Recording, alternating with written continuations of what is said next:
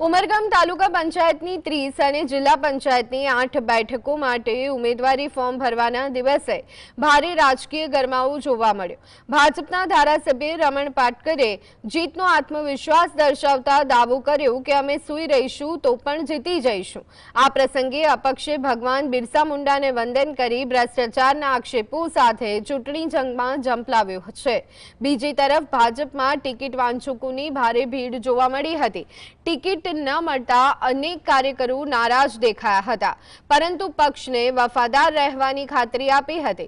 ધારાસભ્ય પાટકરે અપક્ષના આક્ષેપોને ફગાવી ખુલ્લો પડકાર ફેંક્યો હતો। અપક્ષ પર કોઈ મુદ્દો નથી। આજે અમે એમ કહીએ અહીંયા બેસીને અમે સૂઈ રહ્યા ને તો એ બધી ટિકિટો જીતવાના છે। લોકોને એટલો કામ છે, કોઈ જગ્યા પર કોઈ પ્રશ્ન નથી। એ ગમે તેવું બોલ્યા કરશે, પણ એને ખબર પડશે કે રાજકારણની અંદર અમારી તાકાત કેટલી છે ને એ અપક્ષની કેટલી તાકાત છે। વલસાડ જિલ્લાની ઉમરગામ તાલુકા પંચાયતની 30 બેઠકો અને ઉમરગામ તાલુકાની જિલ્લા પંચાયતની 8 બેઠકોને લઈને હવે જે છે તે રાજકીય માહોલ ગરમાયો છે।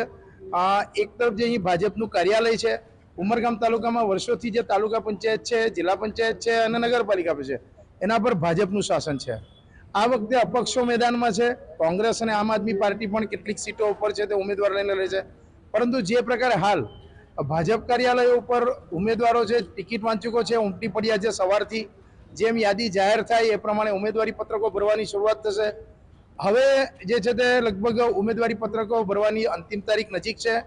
રાજકીય વાતાવરણ ગરમાયું છે અને જે પ્રકારે અપક્ષોએ જે ભાજપ પર ભ્રષ્ટાચારના પ્રહારો કર્યા છે એને લઈને ભાજપે જે છે એ પણ અપક્ષોને ખુલ્લો પડકાર ફેંક્યો છે। રાજેશ પાવસ્કર, GSTV, ઉમરગામ।